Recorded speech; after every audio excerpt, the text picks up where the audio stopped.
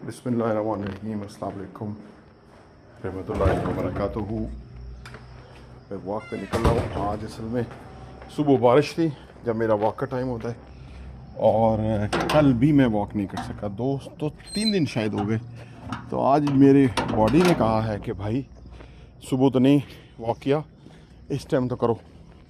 तो मैं अब वॉक पे निकल गया हूँ। अर्ज़ ये है कि जो हमारी बॉडी है ना, ये जब हम होते हैं यंग, लाइक 20, 30, 35, 40 इवन, तो ये तब तक तो सही रहती है, कोई प्रॉब्लम नहीं फील होती, फैट्स ज़्यादा नहीं बढ़ते, हम खेलते कूदते रहते हैं, फिट रहते हैं। लेकिन जब हम होते हैं उम्र में 50 एंड अबव, तो फिर हमारे जो फैट्स हैं वो ज़्यादा हो जाते हैं। फिर दूसरा, हम जो मेंटली है वो भी कुछ ना कुछ चीज़ों में इन्वॉल्व हो जाते हैं, और फिर हम बैठे रहते हैं। फिर हमारी जो स्पाइन है उसके ऊपर प्रेशर आ जाता है। इस किस्म की चीज़ें हो के तो वो हमारे लिए प्रॉब्लम और मुश्किल का बायस बन जाती हैं, जिसको हम हैंडल करना हमारे लिए फिर मुश्किल हो जाता है। अस्सलाम वालेकुम। तो इसलिए बैठे रहना बड़ा प्रॉब्लम है, बहुत बड़ा। और अपने आप को मोशन में, हरकत में रखना एक बड़ा चैलेंज बन जाता है। कि आप अगर, जैसे मैं अभी निकला हूँ, शायद ही कोई बंदा मुझे वॉक में मिले सुबह और शाम। सुबह कोई शाज़ो नाज़र मिल जाता है।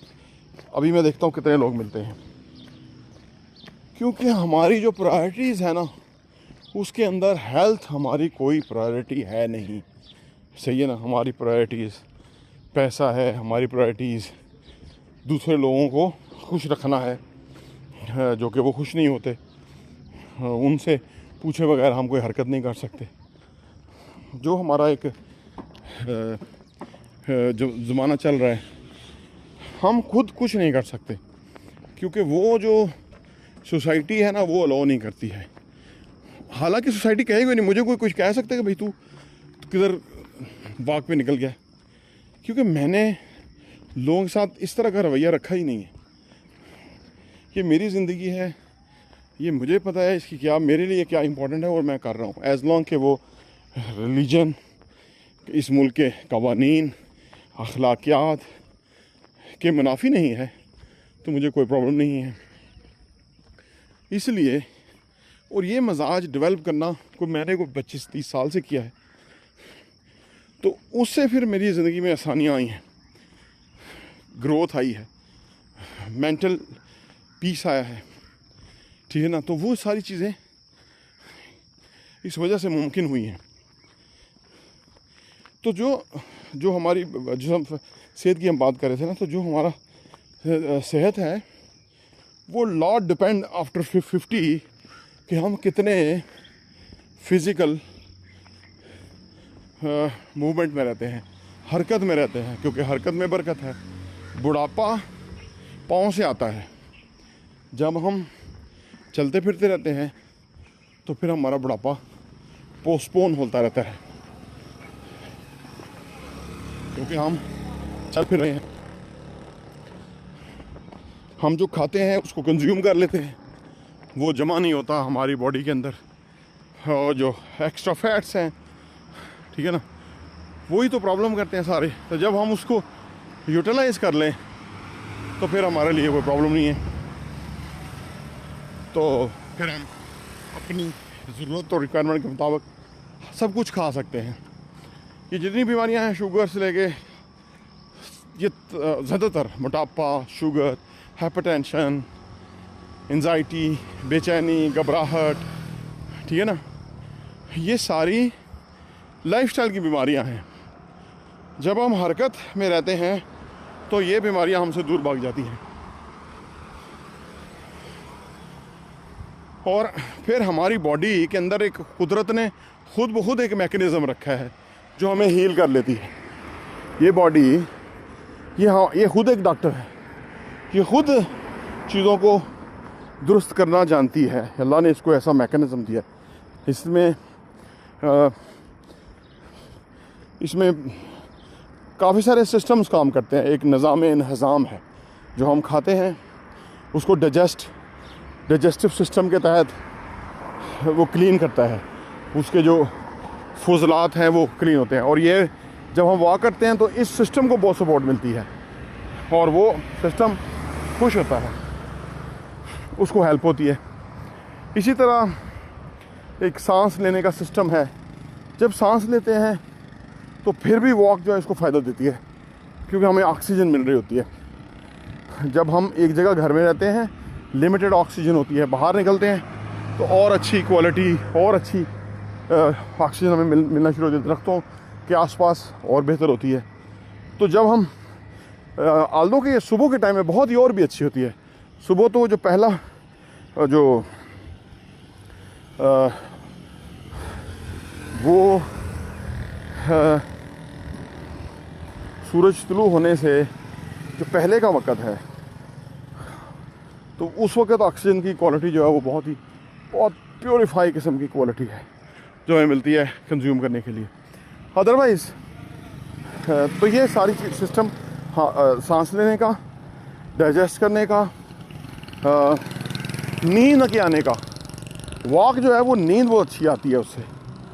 जब आप लंबी वॉक करें रात को आपको सोने का मज़ा आएगा। और अदरवाइज़ ये मेरे साथ 2 दिन हुआ है, जब मैं सुबह वॉक नहीं करता और या योगा नहीं करता तो सोने में प्रॉब्लम होती है। वो सारा तो एक साइकिल है वो डिस्टर्ब हो जाता है। सोते हुए आपको अगर फर्स्ट करो 12 साढ़े 12 बज गए तो फिर सुबह 4:30-5 बजे उठ के वॉक करना मुश्किल और एक्सरसाइज करना मुश्किल हो जाता है क्योंकि आपने नींद ही 3-4 घंटे की ली है जो कि मिनिमम है।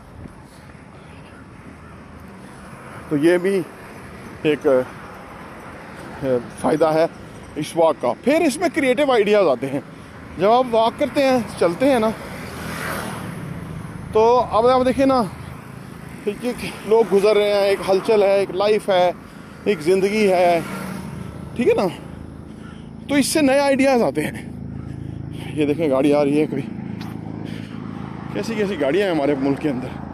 अल्हम्दुलिल्लाह वेल्थ है, लोगों के पास पैसा है, एक बेहतरीन ज़िंदगी जीते हैं। यही तो हम कहते रहते हैं पाकिस्तान फुल ऑफ रिसोर्सेज है।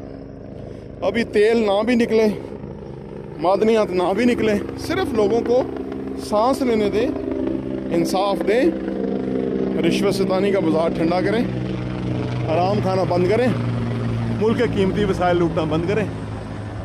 हेली जा रहा है तो ये मुल्क खुद ब खुद चलेगा, बेहतरीन चलेगा। हमारी इतनी वाइब्रेंट यूथ है, इतने बच्चे, मैं यकीन करो बच्चों, परसों हमारे पास एक साहब मिलने के लिए आए थे, कहने साहब उनका बेटा भी साथ है, इतनी ज़बरदस्त बातें करता था, मुझे हंसी आ रही थी। मेरा बेटा खुद भी ऐसी बातें करता है, छोटा वाला। मतलब उनकी मैं उम्रें देखता हूँ, उनकी जो कॉन्फिडेंस, मैच्योरिटी, उनका जो हमें इस उम्र में यकीन करें हम बोले थे, हमें नहीं पता था चीज़ों का, लेकिन आज की जो नई यूथ है वो एक बिल्कुल खूबसूरत तरीके से एक एतमाद के साथ है, एक क्लैरिटी के साथ है, कन्विक्शन के साथ है। वो सब जानते हैं ये कौन चोर बाजारी है, गुंडागर्दी, बदमाशी है, नो है, मतलब बड़े खूबसूरत तरीके से। और ये लोग उनकी नज़रों में वैसे ही गिर गए हैं। सोचो यार, ये बड़े बड़े उद्योगों पे बैठने वाले, बड़े बड़े मुल्क लूटने वाले उस यूथ की आंखों से वैसे ही गिर गए हैं। तो मैं कहता हूँ यार ये अजीबोगरीब नहीं है कि यानी सबसे जो किसी को आपने बुरी मौत मारना है ना, वो ये है कि आपकी नज़रों से वो गिर जाए, तो सबसे बुरी मौत मार गया। तो ये हो गया हमारा जो चीफ जस्टिस है और जितने भी चीफ हैं उसके बारे में ये मामला है। खैर, तो ये वॉक की बात हो रही थी, क्या क्या फ़ायदे हैं। तो क्रिएटिव आइडियाज़ आते हैं जब आप निकलते हैं। देखिए आप इस आसमान को, कितना खूबसूरत है। मैं दोनों कैमरे खोले हुए हैं ना, मुझे नहीं समझ आ रही कि कौन सा कैमरा किधर जा रहा है, लेकिन बहरहाल थोड़ी धूप भी है ना। ये देखिए आप, वाह ब्यूटीफुल। मैं कभी कभी जो इमेजेस, पहले मेरा आईटी का बिज़नेस था तो मैं इमेजेस के ऊपर बड़ा एम्फेसाइज करता था जो हमने दिखाने होते थे। तो वो मैं कनाडा को सर्च करता था, तो कनाडा का जो स्काई था ना वो बड़ा खूबसूरत लगता था। अब मेरे को ये भी ऐसा ही लग रहा है, डिफरेंट। खैर वो तो खैर उधर के वेदर फ़र्क होंगे, इस वजह से लगता होगा। तो और ये नीचे पौधे देखें, इसको कहते हैं, इस पौधे का नाम है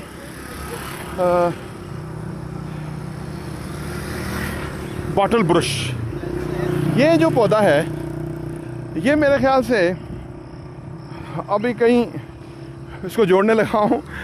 इमराज खालिद साहब महरूम, अल्लाह ताला की रहमत करे, वो इस्लामिक यूनिवर्सिटी के रिएक्टर हुआ करते थे। इस्लामिक यूनिवर्सिटी के बाहर ये वाले पौधे लगे हुए थे। शायद मलिक साहब को वहाँ से आइडिया आया हो कि यार ये बॉटल ब्रश जो है ये बहरिया में लगाते हैं।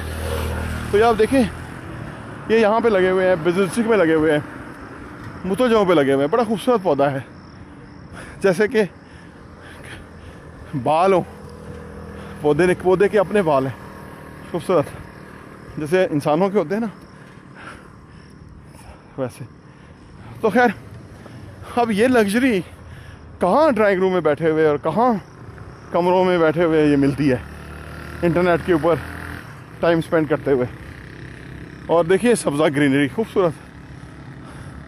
ये आज हर रोज़ तकरीबन ये जो घास है ना, इसको वो काटते हैं बहरिया की मैनेजमेंट, क्योंकि ये बहुत तेज़ी से बढ़ रहे होते हैं। तो इस पे भी रहेगा कि हम कितने मिनट वॉक कर चुके हैं, क्योंकि आज मैंने योगा पे तो नहीं पहुंचना, आज मैं लंबी वॉक कर सकता हूँ। वरना तो मैं 15-17 मिनट की वॉक होती है, आना और 15-17 मिनट जाना, बाकी मुझे एक्सरसाइज करनी होती है। आज हम आगे भी जा सकते हैं, देखते हैं हम कहाँ तक जाते हैं। तो वॉक का ये फ़ायदा है। ये देखिए गाड़ी खूबसूरत होंडा था। गाड़ियाँ थोड़ी थोड़ी सस्ती हो रही हैं, 5-5, 6-6 लाख नीचे आ रही हैं। शायद उनकी बिक्री नहीं हो रही तो उस पर वो डिस्काउंट ऑफ़र कर रहे हैं। पाकिस्तानी मार्केट बड़ी मुश्किल बना दी गई है बिज़नेस के लिए, क्योंकि बिज़नेस माइंडेड लोग नहीं हैं, नौकरी पेशा लोग हैं, सारे वसाइल पे काबज़। तो वो उनके लिए एक शेर है, तू की जाने भोलिए मजे नार कली दियां शाना, बोतल दे विच मूँह ना भावी मुँह विच लै लें काना, तू की जाने भोलिए मजे नार कली दियां शाना। तुम्हें क्या पता कि बिज़नेस क्या होता है, ट्रेड क्या होता है, तुम्हें क्या पता कि एंटरप्रेन्योरशिप क्या होती है। जिस बंदे ने ये सीखा ही नहीं, किया ही नहीं, उसके वहम गुमान में भी नहीं, वो क्या जानेगा कि लोग की ज़िंदगियाँ किस तरह चलती हैं। वो तो कहता है सारी दुनिया नौकरी करे, उनको एक तनख्वाह मिले बराबर, हर के घर में एक कुछ बके, तो ये इंसाफ है। हालांकि उसे नहीं पता कि इस तरह लोग हाड हराम हो जाते हैं, नकम्मे हो जाते हैं, वसाइल चंद लोगों के हाथों में चले जाते हैं। असल में लोगों को लेवल प्लेइंग फील्ड देनी चाहिए कि कानून हो, इंसाफ हो, ऑनेस्टी हो, रीज़नेबल टैक्सेशन हो, हर बंदा अपनी मेहनत से जितना कमाना चाहता है कमाए, जो कारोबार करना चाहते हैं वो कारोबार करें, जो जॉब करना चाहते हैं वो जॉब करें। हर बंदा एंटरप्रेन्योरशिप नहीं हो संभाल सकता। लेकिन वैसे एक डाटा नज़र से गुजरा शेयर करता हूँ, वाक़ई फ़ायदे बाद में बयान करूँगा। बीच में ये बात आ गई कि जो दुनिया के बिलियनर्स हैं, रिचेस्ट लोग हैं, ये उसने शेयर किया हुआ था, जैक मा ने। उसने कहा कि 74% जो दुनिया के बिलियनर्स हैं वो एंटरप्रेन्योर्स हैं, बिजनेसेस रन करते हैं। They know the art of business, कैसे पैसा ग्रो करना है, कैसे पैसे से पैसा कमाना है। 74%, 17% जो हैं वो 17% इन्वेस्टर्स हैं।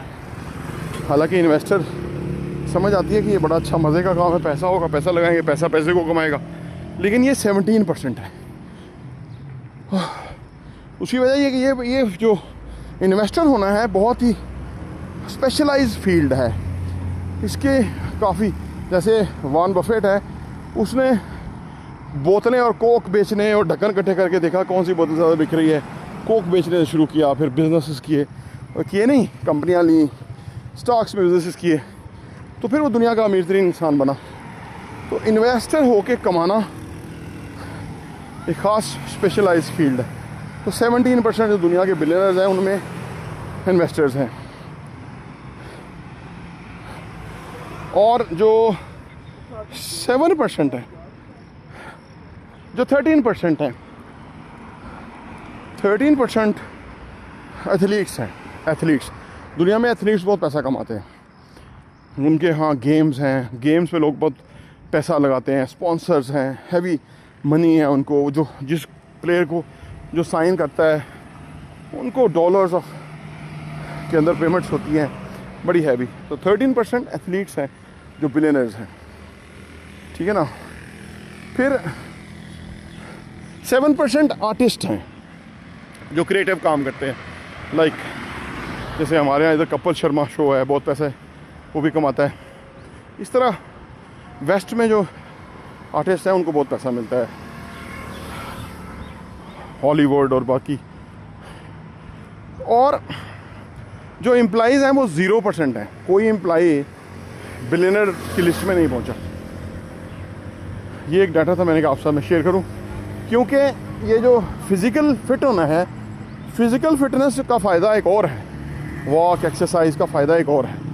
वो ये कि जब आपकी बॉडी हेल्दी बॉडी होगी ना, तो वो प्रोड्यूस करेगी हेल्दी माइंड।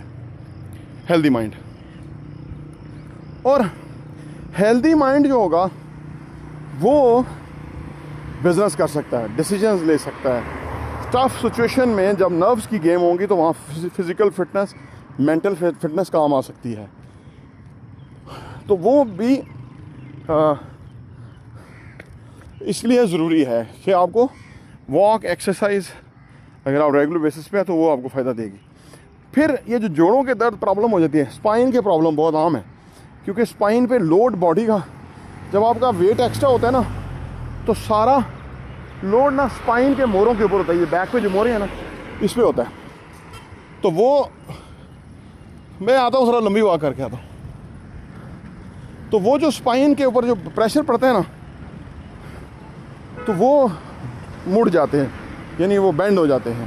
पहले एक मोरा होता है, अगर वज़न और बढ़ता रहे, कम ना करे, फिर आस्ता आस्ता दूसरा मोरा, तीसरा। अगर तीनों के ऊपर वज़न आ जाए और वो बेंड हो जाए तो फिर बंदा गया, फिर बिस्तर को लग गया बंदा। देखो ये जो फैट्स हैं ये कितने ख़तरनाक है, अगर हम इसको कंट्रोल ना करें तो ये हमारी लाइफ को कितना डिस्टर्ब कर सकते हैं। तो ये भी वॉक का, एक्सरसाइज का ये फ़ायदा है कि ये आप अगर रेगुलर बेसिस पे करते हैं तो। अच्छा, वैसे भी जो स्पोर्ट्समैन होते हैं ना, स्पोर्ट्स इंसान बना ही स्पोर्ट्स के लिए कंपैटिबल है, क्योंकि ये 13 किलोमीटर रोज़ ना, ये इंसान की जो बॉडी है ना, ये तकरीबन कहा जाता है कि 13 किलोमीटर रोज़ चलने के लिए बनी है। अगर आप 1 किलोमीटर रोज़ चलते हैं तो इसका मतलब है कि 12 किलोमीटर डेफिसिट है आपका, जो आप कंज्यूम कर रहे हैं, जिस तरह से आप अपनी बॉडी को रखे हुए हैं, 12% डेफिसिट है। अगर आप 3 किलोमीटर वॉक करते हैं, 10 किलोमीटर आप कम वॉक कर रहे हैं। अगर हम ये इसको शुमार कर लें कब से हमने वॉक नहीं की और कितनी कम है, तो आप फिर जानना चाहेंगे कि कितनी ज़्यादा हमें वॉक की ज़रूरत है, जिससे हमारी बॉडी माइंड फिट होएगा, ठीक है ना। असल में ये था कि हमारे यहाँ, अगर मैं इधर इस्लामाबाद की बात करूँ तो यहाँ पे 2-3 हॉस्पिटल हैं जिधर सारा लोड रहता है। जैसे पिम्स है, पॉलीक्लिनिक है, एक सीडी हॉस्पिटल है, वो तो खैर एम्प्लॉइज़ का है। इस तरह केरल हॉस्पिटल है, वो भी एम्प्लॉइज़ का, वहाँ आम आदमी तो चेकअप नहीं कराता, करा भी सकता, लेकिन उसकी प्रायोरिटीज़ फ़र्क होती है, उनकी अपने एम्प्लॉइज़ का हॉस्पिटल है। ये जब से वो, मैं 35 साल मुझे इस्लामाबाद में हो गए, उससे भी कोई 10-20 साल पहले ये हॉस्पिटल बने थे। कोई बड़ा हॉस्पिटल यहाँ इनिशिएट किया ही नहीं गया। आप सोचें, ऐसे ऐसे प्रोजेक्ट किए गए, कोई ऑरेंज ट्रेन है, कोई कुछ है, लेकिन हॉस्पिटल नहीं करा गया। अच्छा, ये हॉस्पिटल का मामला दुनिया में भी ऐसा ही है। अगर यूके में हमारे काफ़ी सारे क्लाइंट्स हैं तो उनसे बात होती रहती है, तो वो बताते रहते हैं वहाँ का कि वहाँ एक NHS है, नेशनल हेल्थ सर्विसेज। तो वो वहाँ पे ना उनको अपॉइंटमेंट लेते हैं जब उन्होंने चेक कराना होता है, तो वो मिलती है काफ़ी लंबी कि अगले महीने आप आ जाएं, इस तारीख को 2 महीने बाद आ जाएं, इस तरह, क्योंकि वो उधर लोड होगा। ज़ाहिर बात है उनका ट्रीटमेंट, हमारा ट्रीटमेंट तो सिर्फ स्पेशलिस्ट ने चेक किया और उसने कहा जी बाहर से जाके दवाई ले लो, उनका ऐसा नहीं है। उनका एक मुकम्मल हेल्थ सिस्टम है जो कि इक्वली वो ट्रीट करते हैं हर पेशेंट को। तो वो मेडिसिन और सारा वो टैक्सेशन के अंदर उनका जो पैसा है, हमारे तरह तो हमारा तो टैक्स है वो तो लल्ले तल्लों में ही चला जाता है ना। बड़े बड़े ड्राइंग रूम में बैठे हुए हैं गरीब कौम के अमीर लोग, चीनी में 200 रुपया 300 रुपया कमा लिया, हर बंदे ने इसको नोचा हुआ है। जो इसका जो मुल्क संभालने को फिरते हैं वो इनको भी खिलाते हैं, साथ खुद भी खाते हैं, इनको भी खिलाते हैं, क्योंकि मिल बांट के होता है ना। चोरी, बदमाशी, गुंडागर्दी, हराम मिल बांट के खाया जाता है, इनमें बड़ा सलूक होता है। तो वो पैसा तो ये खा जाते हैं, इसलिए लोगों को वो सर्विसेज, वो चीज़ें नहीं मिलती जो कि मिलनी चाहिए। खैर वहाँ का ये सिस्टम है। अच्छा, वो जो सिस्टम है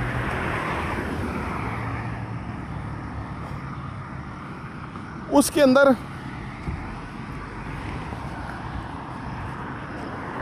उन्होंने भी इस पर बड़ा गौर किया होगा। हालांकि उन्होंने ये सोचा कि यार लोगों को मेडिसिन की ट्रीटमेंट के बोझ को कम करें और प्रिवेंशन में काम करें। लोग पार्कों में जाएं, वॉक करें, एक्सरसाइज करें, फिजिकल फिट रहें। तो इसलिए उन्होंने लोगों को कहा कि आप पार्क उन्होंने आबाद कर दिए, वहाँ लोग वॉक करते हुए नज़र आते हैं। हमारे यहाँ ज़्यादा लोग ऑफिस से वापसी में थोड़ी वॉक कर लेते हैं, अदरवाइज़। अस्सलाम वालेकुम। अच्छा, अदरवाइज़ मुझे कोई सेकंड बंदा अभी नहीं मिला जो मेरी तरह जॉगर ट्रैक सूट पहन के वॉक कर रहा हो। आप देख ही सकते हैं मैं काफ़ी, कितने मिनट हो गए हैं, 22 मिनट हो गए हैं मुझे वॉक करते हुए, तो अभी तक कोई ऐसा नहीं मिला। तो उन्होंने फिर लोगों को कहा कि आप लोग वो करें, वॉक करें। बिल्ली थी, मैंने कहा आपको दिखाऊं। हाँ, तो उन्होंने लोगों को फिर इस फिजिकल फिटनेस पे लगाया। हमारे यहाँ भी ये बहुत बड़ी लग्जरी है। बहुत थोड़े लोग, वेरी फ्यू जिम वगैरह करते हैं। बाकी लोगों के पास पैसे भी हैं, अफोर्डेबिलिटी भी है, लेकिन विल नहीं है। यानी पैदल चलना, फिजिकल एक्सरसाइज, वॉक, ये वो को लोग कल्चर में नहीं है। हमारे कल्चर में आराम बहुत है। सदियों से हम गरीब थे, कभी अंग्रेज़ के ग़ुलाम रहे, उसके सिपाही रहे, छोटी छोटी नौकरियां, फिर वो पैसे के मसाइल थे, इस उलझन और झंझट में रहे कि निज़ाम कैसे चलेगा। फिर आस्ता आस्ता हमारे पास, जब हम आज़ाद हुए, हमारे पास कुछ भी नहीं था, और फिर हम थोड़े थोड़े इस्टेब्लिश हुए। फिर अभी हम, तो वो जो सदियों की गुर्बत, भूख, तंगी हमने देखी, अंग्रेज़ को, ये मरी के लोग जो है अंग्रेज़ों को अपने कंधों पे बिठा के ऊपर पहाड़ पे लेके जाते थे। इतना सख्त जो है ना ये मेहनत करते थे।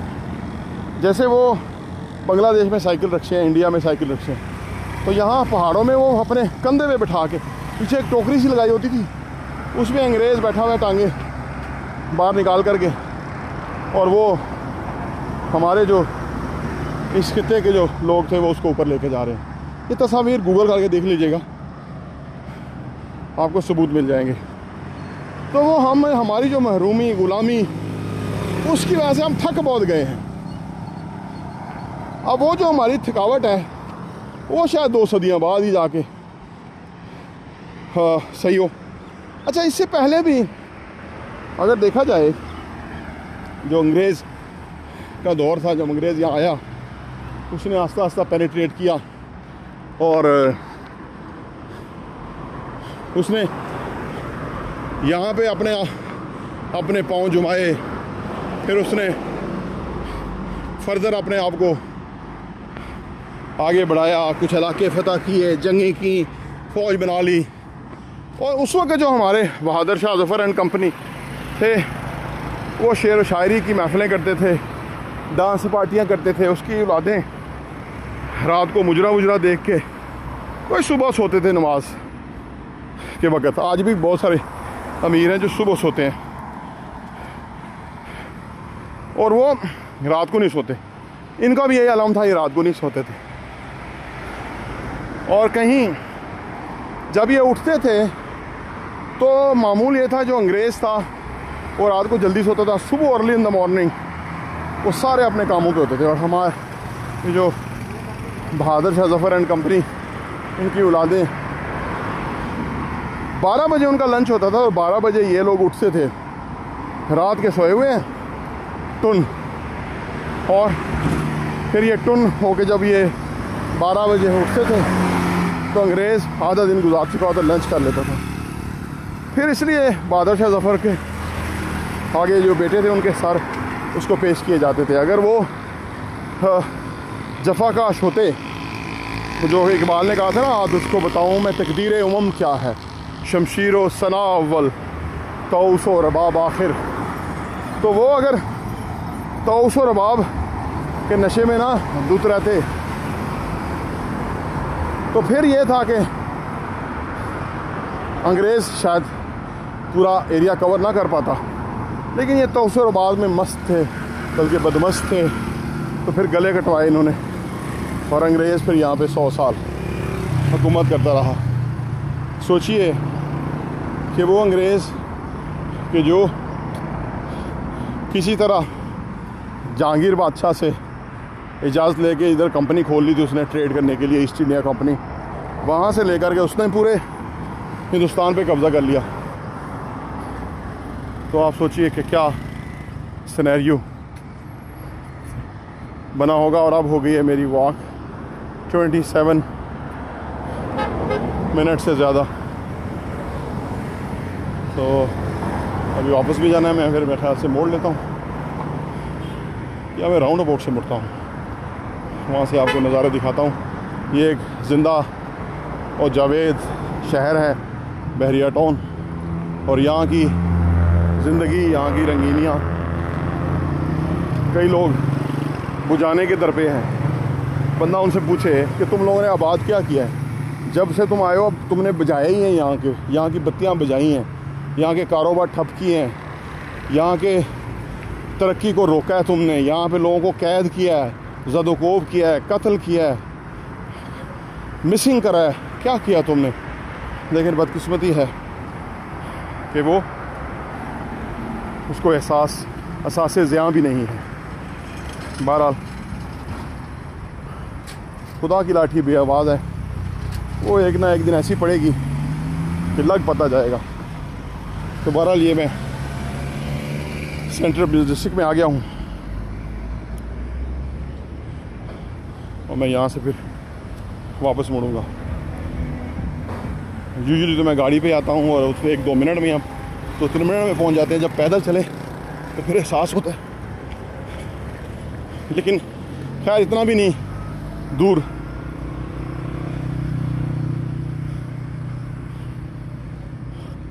इसको घोड़ों वाला चौक भी कहते हैं।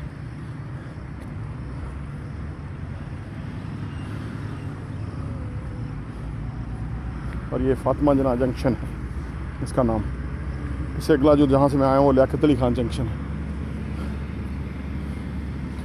तो खैर अभी जब वॉक करें तो बॉडी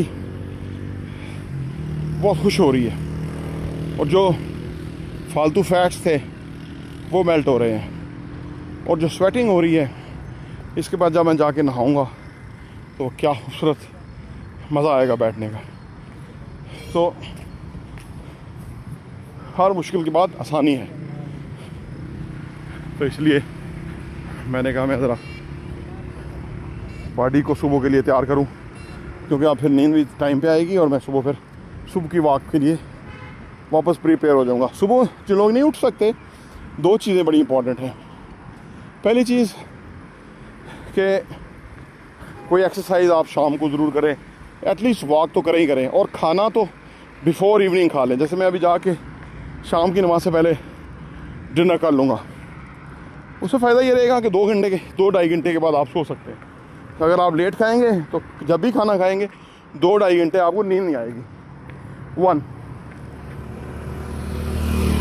दूसरा,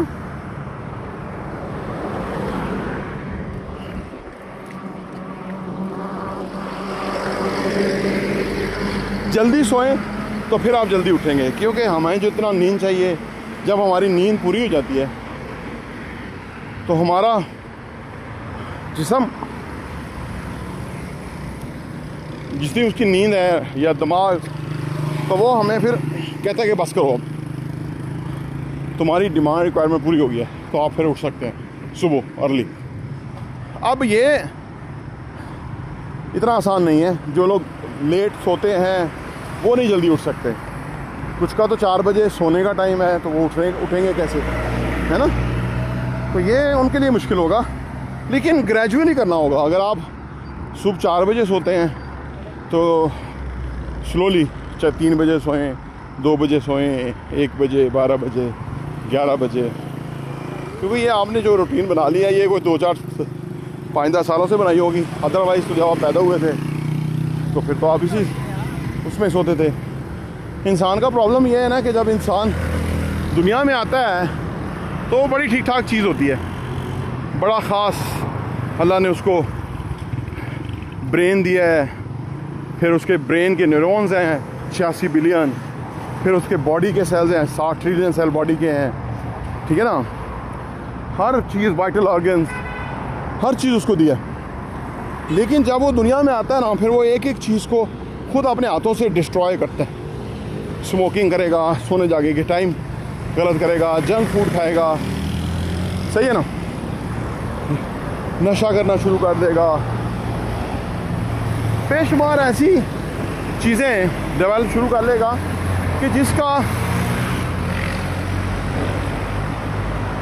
उसको नुकसान ही नुकसान है। और फिर एवेंचुअली अपने आप को यहाँ तक कि वो किसी ना किसी मूजी मर्ज़ का शिकार हो जाएगा, और फिर अपनी ज़िंदगी को उस नहज पे ले जाएगा कि जहाँ पॉइंट ऑफ नो रिटर्न आ जाएगा। लेकिन वैसे पॉइंट ऑफ नो रिटर्न कहीं होता नहीं है।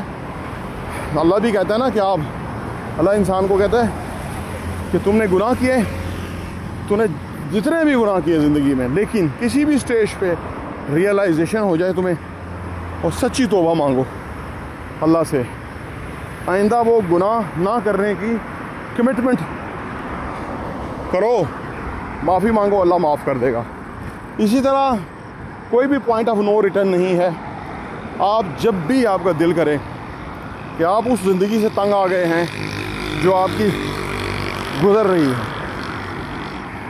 तो वहाँ से आप बदलाव लेकर आ सकते हैं। बदलाव के लिए फिर आपका अपना स्टेमिना, कमिटमेंट, आपके वो ड्रीम, बहुत कुछ है इसके अंदर इन्वॉल्व है। ये टॉपिक बहुत लंबा है, तो मैं अभी जो हम एक्सरसाइज के टॉपिक पे हैं उसी पे तो बेहतर है। और थोड़ा एक्सरसाइज सब खाने पीने के भी चीज़ों को भी डिस्कस कर लेते हैं। जैसे कि अभी मैं जब आया तो मैंने ब्लैक कॉफ़ी पी है। ब्लैक कॉफ़ी जो है वो आपके जिगर को बहुत प्योरीफाई कर देती है। 1-2 कप अगर रोज़ ब्लैक कॉफ़ी पी लें, ये भी बड़ी कड़वी सी होती है, आदत नहीं बनती, लेकिन कोई भी आदत तब बनती है जब आप उस आदत से जो मिलने वाले फ़ायदे हैं उसको अपने ज़हन में बार बार दोहराएं और अच्छा मजबूत बना लेंगे, इससे मुझे फ़ायदा होगा। इसलिए मुझे जैसे मैं करेले का जूस पीता हूँ सुबह, अब लोग कहते हैं कितने चम्मच पीते हैं, कई लोग इस तरह कहते हैं, मैं पूरा ग्लास पीता हूँ। अब वो भी बहुत कड़वा होता है। बचपन में कभी पीते थे तो बाद में चीनी, मेरी माँ वो चीनी दे देती थी और फिर मुंह का जायका ठीक हो जाता था। लेकिन अब मैं उसको पी के थोड़ा सा सादा पानी थोड़ा सा पी लेता हूँ, मुंह के अंदर जो जायका होता है वो धुल जाता है, सेट हो जाता है। उसके खुद बहुत फ़ायदे हैं। सब्जियां जो हैं इनके जो अगर जूस पी लें हम, करेले का जूस, वो आपको डिटॉक्सीफाई करता है बड़ा ज़बरदस्त, ठीक है ना। वो मैं तकरीबन गर्मियाँ पीता रहता हूँ। और ये कॉफ़ी वाला मैंने आपको बता दिया। फिर दोपहर को ये जो शुगर जिन लोगों को है ना, उनके लिए ये डाइट बहुत ज़बरदस्त है, अगर वो ट्राई करें। जो मैं करता हूँ तो मैं इसलिए बताता हूँ, मैं जब से ये बोलने वाले काम में आया हूँ, जो चीज़ मैं करता हूँ मैं वो बोलता हूँ। ये मैंने अपना पक्का तहिया इरादा किया, जो मैं करूँगा नहीं मैं बोलूँगा नहीं।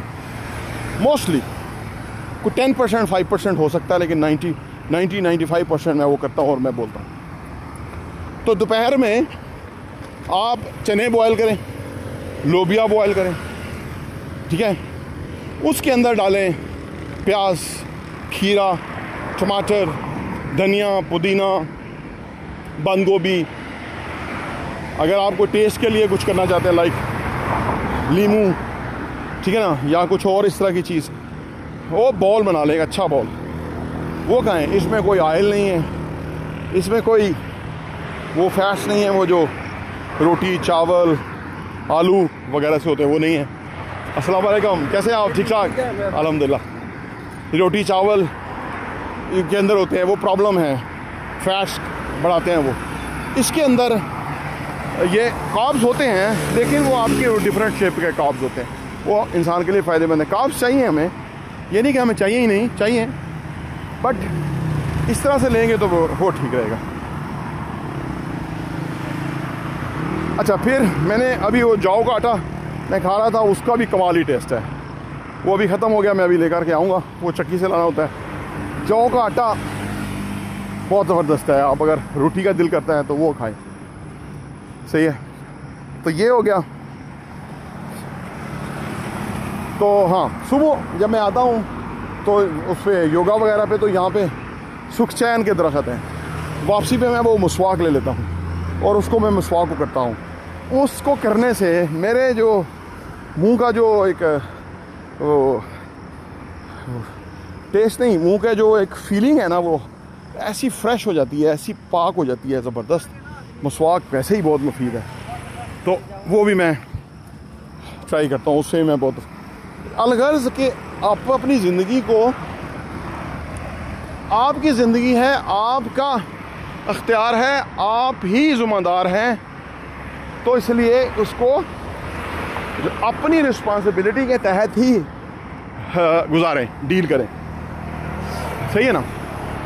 ये ना करें, बचपन में हमारी माँ होती है तो वो हमारी टेक केयर करती है कि बेटा आपकी आंखें रेड हैं। जब मैं खेलता था तो जब आंखें रेड हो जाएं तो वो फिर ये करेले का जूस या नीम के पत्तों का, या वो भी मैंने आज भी लिया है, इसबगोल, वो भी आप ले लें कभी हफ्ते में 2 दिन, इसबगोल छिलका वो दे देती थी। तो वो माँ होती है, उसके तो काम ही निराले हैं। वो तो रिश्ता जब नहीं होता तो फिर आप ही होते हैं, और अल्लाह की ज़ात होती है, नबी रहमत सल्लल्लाहु अलैहि वसल्लम की ज़ात होती है। तो वो जो सूरत हाल है, उसके बाद फिर आप खुद होते हैं। आपने खुद, ये नहीं कि बीवी कोई आप साथ वो नहीं करेगी, वो ये सब मैं जो लेता हूँ मेरी बीवी बना के देती है, उसकी अपनी कंट्रीब्यूशन है।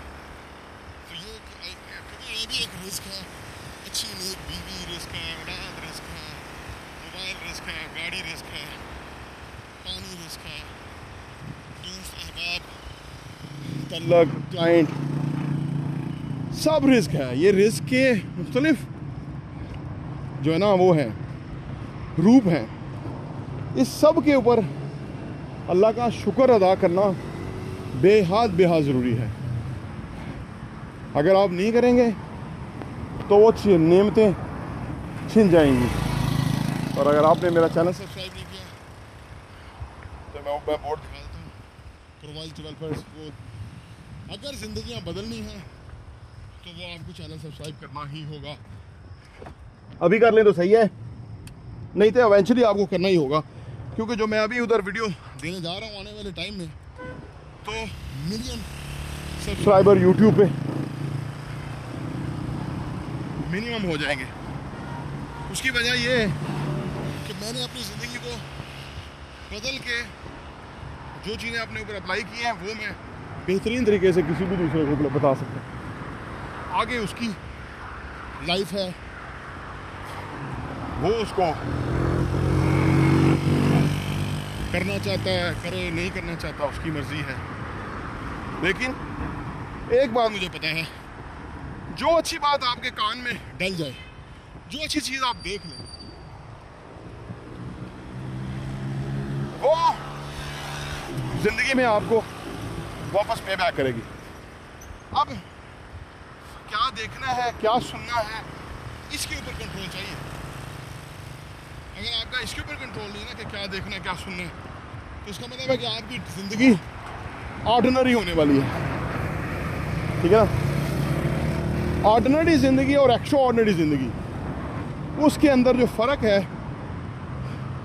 वो अगेन आपके इख्तियार का। जैसे हम बच्चों को कहते हैं ना कि बेटा गलत महफिल में नहीं बैठना, बुरे लड़कों के साथ नहीं बैठना, बुरी बात ये वो, यही हमें चाहिए होता है।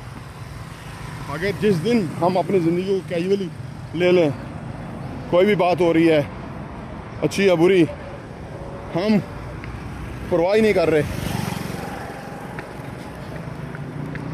तो ये चीज़ अब हमें नुकसान देगी। क्योंकि हमारी ज़िंदगी जो बननी है ना, क्या बननी है हमारी ज़िंदगी? मास्टरपीस। जो हमारी ज़िंदगी मास्टरपीस बननी है ना, वो हमने बनानी है। क्योंकि हमारी ज़िंदगी है। आप सोचिए, कोई हमारी ज़िंदगी को क्यों अच्छा करेगा? हमारा घर होता है, हमने खुद साफ करना है, हमने उसको अच्छा रखना है। अलबत्ता ये जो लोग ये गंद कर जाते हैं, बहुत गलत कर जाते हैं। अब देखिए ना, उन्होंने खाया पिया है और वो यहाँ से उठा के और वो उस डस्टबिन तक नहीं फेंक सके। हालांकि इससे क्या होता है, इससे ना आपकी फीलिंग आती है कि आप एक अच्छे इंसान हैं। ये फीलिंग ही असल में आपको लेके चलती है आगे। अगर आप कोई अच्छा काम करेंगे ना, जैसे ये मैं कर रहा हूँ, तो आपको एक अच्छी वाइब्स फीलिंग आएगी कि यार मैंने अच्छा काम किया, मेरा इसमें गया क्या, कुछ भी नहीं। लेकिन मेरी जो सेल्फ आइडेंटिटी है वो अच्छे इंसान की बनती है कि यार मैं अच्छा इंसान हूँ, मैंने अच्छा किया, पत्थर उठा के मैंने साइड पे रखा। सही है ना? हमारा दीन कहता है कि बहुत बड़ी नेकी का काम है अगर आपने पत्थर उठाया और साइड पे रख दिया, ताकि कोई गिरेगा नहीं। देखो, ये छोटी छोटी नेकियां जो है ना, वो मिल के ओवर द ईयर नेकियों का पहाड़ बन जाएगा अल्लाह ताला की रहमत और करमनवाजी से। और हमारे नबी, प्यारे नबी सल्लल्लाहु अलैहि वसल्लम हमेशा छोटी छोटी बातों को बहुत अहमियत दिया करते थे। हमें भी चाहिए। तो हमारी ज़िंदगी बदलेगी जब हम अपने आप को फिजिकली फिट करेंगे, मेंटली फिट करेंगे, इमोशनली फिट करेंगे। ठीक है ना? और जब हम अपने आप को एक ऐसा इंसान बनाएंगे कि जिसको हम खुद पसंद करें। देखें, हमें अच्छा कई बंदे हमें अच्छे लगते हैं, कई बुरे लगते हैं, कई इंसान अच्छे हैं, कई बुरे हैं। अब आप सोचिए कि अगर हमें जो इंसान अच्छे लगते हैं उनमें कोई खूबियाँ हैं ना, अच्छी बात है तो अच्छे लगते हैं ना। ऐसा ही है ना, शक्ल से तो कोई अच्छा नहीं लगता, क्योंकि वो बच्चे अच्छे लगते हैं शक्ल से, बाद में फिर शक्लें और तरह हो जाती हैं, फिर इंसान का किरदार आ जाता है, उसका करैक्टर, हैबिट्स, कितना अच्छा इंसान है, उसकी मैनर्स, वैल्यूज़, कि वो किन चीज़ों को अहमियत और इम्पोर्टेंस देता है, वो हमें अच्छा लगना शुरू होते हैं। तो इसलिए आज वीडियो बहुत लंबी हुई है, लेकिन मुझे लगता नहीं है, जब मैं वीडियो करता हूँ तो मैं अकेला नहीं महसूस करता, मैं लगता हूँ मेरे साथ आप भी वॉक कर रहे हैं, चल रहे हैं। तो देखिए ना, मैं कितने 44 मिनट हो गए मुझे वॉक करते हुए, और मैं बिल्कुल भी नहीं थका हूँ। थकूँगा अभी जाके, जब नहाऊँगा, चेंज करूँगा और फिर सो जाऊँगा और सुबह उठने में आसानी होगी। तो अगर हमें दूसरे इंसान अच्छे लगते हैं किसी वजह से, जो जो वजूहात उनमें अंदर हमें अच्छी लगती है ना, वो वजूहात हम उनकी ज़िंदगियों से लेके अपनी ज़िंदगी को खूबसूरत और मास्टरपीस बनाना शुरू करें। फिर देखिए आपकी शख्सियत कैसी खूबसूरत बनेगी, यानी मास्टरपीस बनेगी। और अगर आपकी ज़िंदगी मास्टरपीस बन जाए तो सबसे ज़्यादा किसको फ़ायदा होगा? आपको खुद। सबसे ज़्यादा कौन एंजॉय करेगा? आप खुद। और फिर आपकी फैमिली को उसका फ़ायदा होगा, जो नियरेस्ट है आपके। वो आदतें उनमें भी याद आना शुरू होती हैं, वो बातों को वो अहमियत देना शुरू करते हैं, तो आपकी खूबसूरत ज़िंदगी बन जाती है।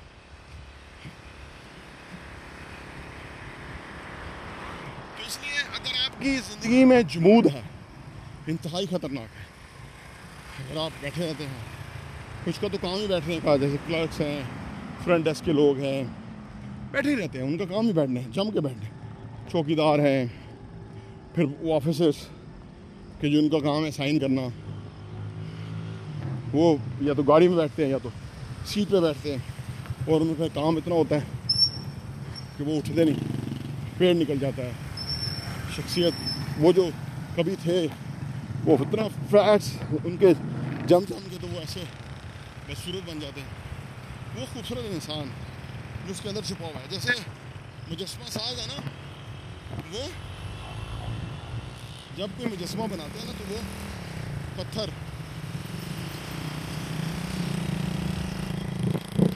लेकर के आते हैं, वो कहीं पत्थर पड़ा होता है या वो क्रेन से लाते हैं, वहाँ रख देते हैं। उसके बाद वो उस पत्थर पे काम करना शुरू करते हैं, स्ट्रोक लगाते हैं, थोड़ी होती है, छैनी होती है, उससे उनकी अपने स्टाइल की होगी, और वो छोटे छोटे स्ट्रोक्स लगा के उसमें से वो छुपा हुआ खूबसूरत इंसान, वो मुजस्मा तराशते हैं। पब्लो पिकासो के बारे में कहा जाता है कि वो जब काम करता था, उसके बूट वो दिन रात महंगा हो जाता था काम में, तो वो उसके पाँव का मांस जो है वो बूटों के साथ चिमट जाता था।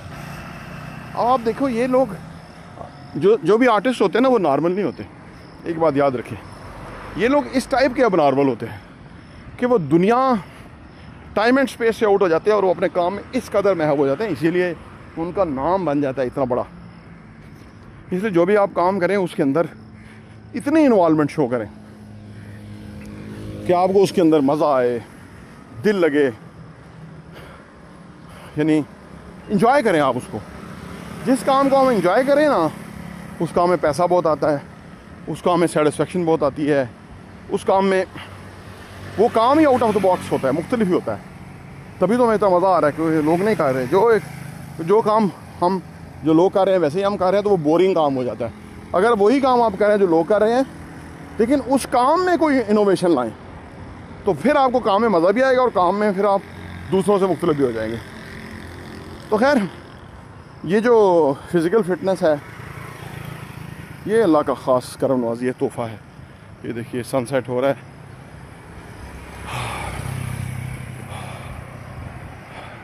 ये बहरिया फ़ेज़ 8 है, सेक्टर आई है, उसके दरमियान में सवा रिवर है, उसके उस तरफ DH4 है, जो अभी डेवलपमेंट हो रही है। पिछले दिनों पानी खड़ा हो गया था, अब वो और मिट्टी डाल के उसको ऊंचा करेंगे। लेकिन मिट्टी डालने का प्रॉब्लम ये होता है कि जब आप वो उसको ऊंचा कर देते हैं, फिलिंग इसको कहते हैं, जो घर बनाने लगता है उसको फिर नीचे स्टील बोर्ड डालना पड़ता है, तो वो फिर एक्स्ट्रा खर्चा आ जाता है उसके ऊपर।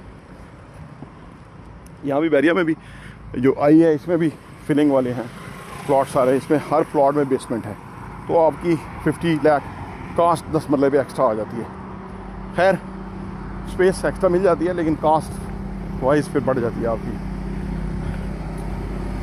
तो ये देखिए ना, रेडी मिक्स की गाड़ियाँ जा रही हैं, काम माशाल्लाह से चल रहे हुए हैं। हालांकि जो एक पेस थी वो हल्की हुई है, ये नहीं कि ये इस मामले से हुई है, अदरवाइज़ जो कंस्ट्रक्शन की जो कीमतें महंगी हो गई जब से ये इमरान खान वाला मामला हुआ है। इमरान खान वो शख्स हैं कि जिन्होंने पाकिस्तान में कंस्ट्रक्शन इंडस्ट्री को ऐसा बूम दिया कि हमारे पास 3 स्टोरी से ज़्यादा बिल्डिंग नहीं थी, और एक अदारा था सिविल एविएशन, वो कहता था कि चौथी स्टोरी नहीं डालनी क्योंकि ऊपर से जहाज़ ने गुजरना है। हम गाँव थे, फिर इमरान खान आया, एक्सपोजर वाला शाऊर वाला बंदा था, दुनिया घूमा हुआ था। उसने कहा कि भाई पेंट हाउस में रहता था इंग्लैंड में। एक दफ़ा इमरान खान कहते हैं कि मैं नवाज शरीफ से मिला, नवाज शरीफ साहब को मैंने बताया कि मैं पेंट हाउस में रहता हूँ। तो नवाज शरीफ साहब ने कहा कि जब हवा तेज़ चलती है तो फिर आप कैसे बचते हैं वहाँ से। तो वो उनका एक्सपोजर नहीं था पेंट हाउस के बारे में। तो वो ओपन स्पेस और कवर्ड एरिया खूबसूरत इम्तजाज होता है जो कि पेंट हाउस होता है। तो खैर वो उधर रहे हुए थे, तो उन्होंने फिर उस सिविल एविएशन को समझाया, क्योंकि ये तो फिर समझ तो जाते हैं, लेकिन फिर उन्होंने समझाया कि देखो हमने वर्टिकल बिल्डिंग बनानी है, हमारी एग्रीकल्चर लैंड ख़त्म हो रही है। वो खैर रुकी नहीं, लेकिन एक जो पैराडाइम था वो उन्होंने शिफ्ट किया।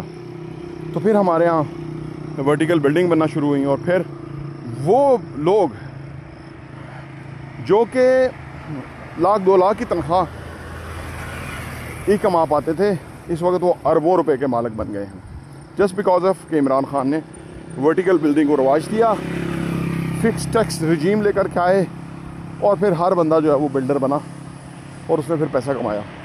फिर ये जो चैलेंज आ गए, जो रिजीम चेंज हो गया, उसने कहा था कि रिजीम चेंज ना करना, लोगों का बड़ा नुकसान होगा, लेकिन वो जो चेंज करने वाला था, जो कि आज तक मंजर यहाँ पे नहीं आया, अगर मिला तो वो फ्रांस की थड़ियों पे मिला। यानी आप अपने पाकिस्तान की कोई थड़ी तुम्हें पसंद नहीं आई, तुम उसकी थड़ियों पे जाके बैठे हो, और वहाँ जाके तुम कहते हो, जब वो आगे बंदा आया, हालांकि उसने कोई बंदूक नहीं उठाई थी, उसने कहा कि मैं नहीं हूँ आर्मी चीफ। हालांकि अगर कोई गोली मारने लगे तो उसको मैं फ़ख्र से कहता हूँ कि मैं पाकिस्तान का आर्मी चीफ था और मैंने जो किया ठीक किया। इतना तो कॉन्फिडेंस होना चाहिए था। वो तो गालियाँ दे रहा था, गोली तो नहीं मार रहा था। खैर उसने कहा मैं आर्मी चीफ ही नहीं हूँ। उसके बाद वो कहीं नज़र ही नहीं आया, तो उसने रजीम चेंज किया, पैसा डिवैल्यू हुआ, 125 रुपये पैसा गिरा, जिन लोगों के बिजनेसेस थे वो डिस्ट्रॉय हो गए, तबाह हो गए। हमने ये झीला है, हमें इसलिए हमारे लहजे में बड़ी करवाहट नज़र आती होगी लोगों को, हमने वो टाइम गुजारा है, और हमें पता है कैसे गुजारा है बिज़नेस में। लोगों को फारग किया, काम घट गए, अपने अखराजात चलाने मुश्किल हुए, 100 स्यापे हुए, लेकिन उस शख्स को इतना नहीं था अंदाज़ा उसे क्या फ़िक्र लोगों की, क्योंकि उसको डिज़ाइन ही ऐसे हुए होते, उन्हें लोगों का क्या फ़िक्र लगे। वो तो बस वो लोगों को दुश्मनी समझते, दुश्मन के हिसाब से डिज़ाइन हुए होते। तो वो बहरहाल गलत हुआ, इसका खमियाजा उसको भुगतना पड़े। लोगों की बदुआएं, जो अभी महंगाई जिस लेवल पे चली गई उस लेवल पे चली गई। खैर हम अपनी उस पर वापस आते हैं, क्योंकि जो इंडिया का आर्मी चीफ है वो एक फ्लैट में रहता है, और वो उधर सामने पार्क है, वो वहाँ बैठा लोगों से गपशप भी कर लेता है। क्या खूबसूरत ज़िंदगी है, उसको कोई छुपाना नहीं पड़ता अपने आप को, कोई उसको खौफ नहीं होता, वो एक इंसान की तरह रहता है। बहरहाल अल्लाह को पसंद इंसान ही है, तकब्बर ज़्यादा लोग नहीं अल्लाह को पसंद। तो जब बंदा पैदल चलेगा, पब्लिक में जाएगा, वॉक करेगा, फिर वो रेस्ट करेगा, उसको मज़ा आएगा। छुप के रेस्ट करने में क्या मज़ा है। तो अब हम, अगर मेरे साथ आप भी वॉक कर रहे होते आपको मज़ा आता। खैर असल जो देखने वाले हैं उनको फ़ायदा ये है कि जब भी आप ऐसी एक्टिविटी को देखें, जॉगर पहने, ट्रैक सूट पहने, निकल जाएं, वापस आएंगे तो आप खुश आएंगे। क्योंकि जब हम वॉक करते हैं ना, देखिए एक 4 हैप्पी केमिकल्स हैं जो हमारे इंसान को मिलते हैं जबकि हम कोई अच्छा काम करते हैं। जैसे हम कोई वॉक करते हैं, टारगेट अचीव करते हैं, तो ये हमें डोपामाइन मिलता है, और ये केमिकल हैप्पी केमिकल है, और ये तब भी मिलता है अगर हम सोशल मीडिया पे स्क्रॉल करते रहें। लेकिन वो जो मिलता है, या हम टारगेट अचीव करें तब भी मिलता है। वॉक करना, टारगेट अचीव करना, कुछ अकम्प्लिश करना इस तरह से मेहनत से, उसका जो डोपामाइन है वो और ही टेस्ट है। और जो बैठे बैठे स्क्रॉल करके वीडियोस देखते हुए डोपामाइन लेना, वो और ही लेवल है। उससे आपका कोर्टिसोल निकलेगा, आपको एहसास होगा कि मैंने वक्त ज़ाया किया, इतने दिन इतना अर्सा बैठा रहा, घंटों सोशल मीडिया बैठे, आपको कोफ्त होगी। आपको एहसास गुनाह तरह की चीज़ होगी, जैसे कि आपने जुर्म कर दिया, वक़्त को ज़ाया कर दिया। वक़्त इंतहाई कीमती है, तो वक्त का अगर आप कुछ भी नहीं करने के लिए, तो बेहतरीन वक्त का इस्तेमाल है कि रीडिंग करें या वॉक करें।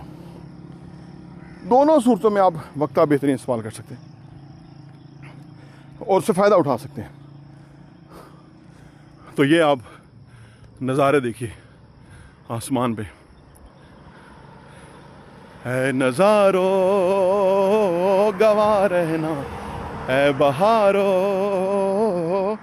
गवा रहना, दो दिलों ने जिंदगी भर साथ रहने की कसम खाई है बहारो गवा रहना। तो ये मज़े हैं जब हम फिज़िकली चलते हैं, वॉक करते हैं। कितना खूबसूरत मौसम है। अभी जाके नहा के नमाज़ पढ़ने में थोड़ा टाइम मिल जाएगा। थोड़ी धूप थी जब मैं निकला था, थोड़ी अच्छी धूप थी, लेकिन जल्दी निकलने का फ़ायदा ये होगा कि शाम की नमाज अज़ान से बिफ़ोर मैं वापस पहुंच रहा हूँ घर। तो एनीवेज़ बहुत अच्छा टाइम गुज़रा।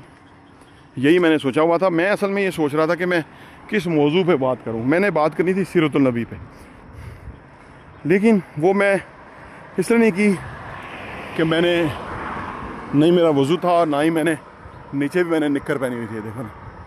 तो वो फिर मैंने मौजू चेंज कर लिया। मैं फिर बावजू होके प्रॉपर ट्रैक सूट पहन के वो मैं डिस्कस करूँगा some other day, maybe tomorrow, क्योंकि हमारी येस्टरडे क्लास हुई थी, उसमें बहुत ज़बरदस्त वाक़यात थे तो आपसे डिस्कस करने हैं।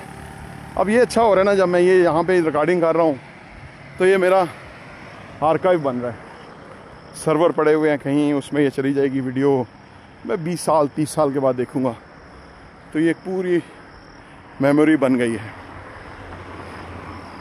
और इट्स फ्री। तो जो मैं तो अभी बात करता हूँ, मैं तो देखा नहीं दाएं बाएं, लेकिन जब मैं फिर वीडियो देखूँगा तो फिर मुझे वो ये सारे नज़ारे नज़र आएंगे कि जो दाएं बाएं हैं। तो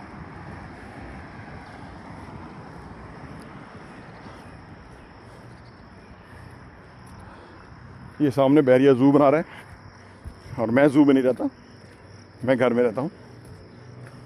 और ज़ू अभी इनकम्प्लीट है। कुछ हैं हिरन रखे हुए हैं, कुछ ऐसे जानवर रखे हुए हैं, बच्चे थोड़े बहुत देखते हैं, लेकिन अभी ये इनकम्प्लीट है। ऐसे कई प्रोजेक्ट्स हैं जो बहरिया के चल रहे हैं, लेकिन जो बहरिया के ऊपर नामसाइद हालात क्रिएट कर दिए गए हैं, उसमें फिर बिज़नेस में आगे बढ़ना मुश्किल हो जाता है। 40 लोग हेड ऑफिस से उन्होंने फ्री किए हैं, परसों पता लगा था। तो ये फिर एम्प्लॉयमेंट के मौके कम होते हैं और इससे फिर लोगों का नुकसान होता है इवेंचुअली, क्योंकि एम्प्लॉयमेंट देने की तरफ कोई इकदाम होना चाहिए, इंस्टेड ऑफ के वो जो लोग लगे हुए हैं उनको भी। आप किसी भी एम्प्लॉयर को तंग करेंगे वो फारग कर जाएगा, वो बंदे छोड़ देगा, वो कहता नहीं चाहिए बंदे, नहीं आपकी ज़रूरत नहीं है, क्योंकि वो कहाँ से मैनेज करे, कहाँ से वो, जबकि उसका काम नहीं चल रहा। तो ये नेगेटिव सिनेरियो है जो कि नहीं होना चाहिए। कोई भी इसको सपोर्ट नहीं करता। एम्प्लॉयमेंट को आके मिलने चाहिए। हाँ, जो मामलात हैं वो आइन कानून के तहत हल होने चाहिए। तो बहरहाल मैं पहुंच गया हूँ। इंशाल्लाह मुलाकात होती है टुमारो। अस्सलाम वालेकुम रहमतुल्लाहि व बरकातहू।